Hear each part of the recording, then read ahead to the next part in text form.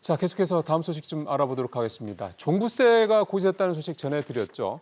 집값은 하락했는데 세금은 더 늘었다. 아무래도 불만의 목소리가 많이 나올 수밖에 없습니다. 급기야 정부가 공시가격 현실화율을 2년 전, 즉 2020년 수준으로 되돌리겠다라는 내용을 발표를 했습니다. 구체적인 윤곽이 나와서요. 취재기자와 함께 자세히 좀 살펴보도록 하겠습니다. 윤 기자. 네. 좀 살펴봤는데 이게 세금 기준이 되는 공시가격 비율을 2020년 수준으로 낮추겠다. 이게 이제 골자인 거죠? 네, 맞습니다. 현재 공동주택의 공시가격 현실화율은 71.5%입니다.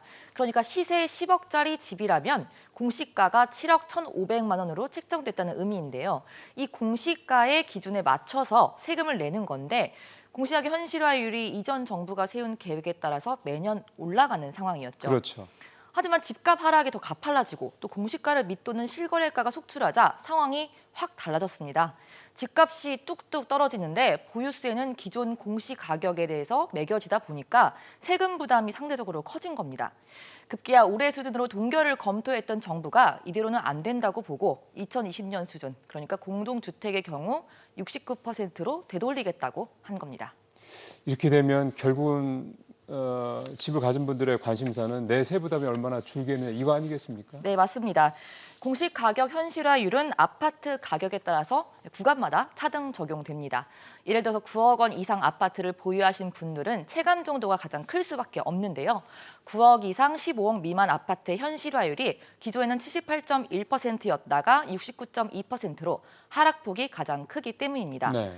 또 15억 이상의 고가 아파트도 마찬가지입니다. 화면 보신 대로 서초구 전용 면적 84제곱미터 한 아파트가 지금 시세가 35억 원에 나와 있습니다. 고가 주택에 적용되는 현실화율을 적용해서 계산을 하게 되면요. 네. 원래 계획대로 상향되는 수준이었다면 보유세가 1,847만 원입니다. 그런데 이번에 제한된 비율대로 적용을 하게 되면 1,605만 원으로 240만 원 정도가 부담이 줄어들게 되는 거죠. 그러네요. 네. 공시가격 외에도 정부가 각종 세금 완화를 검토하고 있다. 이게 전 전해드린 바가 있는데 어떻게 좀 얘기가 되고 있습니까? 네, 올해 종부세를 내는 사람이 100만 명을 넘어서서 그렇죠. 네, 150만 명에 달한 상황이거든요. 120만 명에 달한 상황인데 지난해 부동산 가격이 급등을 하면서 공시가가 계속 오르고 있기 때문입니다. 상황이 이렇자 지금 종부세를 내는 사람들이 너무 많다 이런 의견이 나오고 있는 상황인데요. 지금 보시면은 정부가 이 종부세를 기존의 부자 세금 이런 거 한정하지 않고 중산층 세금으로 규정을 하고 시스템 전체를 손봐야겠다 이런 입장입니다.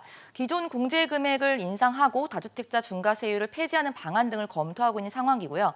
또 올해 이미 재산세 부과 때 한시적으로 공정시장가액 비율을 45%로 낮춘 바 있는데 이거를 내년까지 연장할지도 함께 검토 중입니다. 알겠습니다. 윤지아 기자 잘 들었습니다.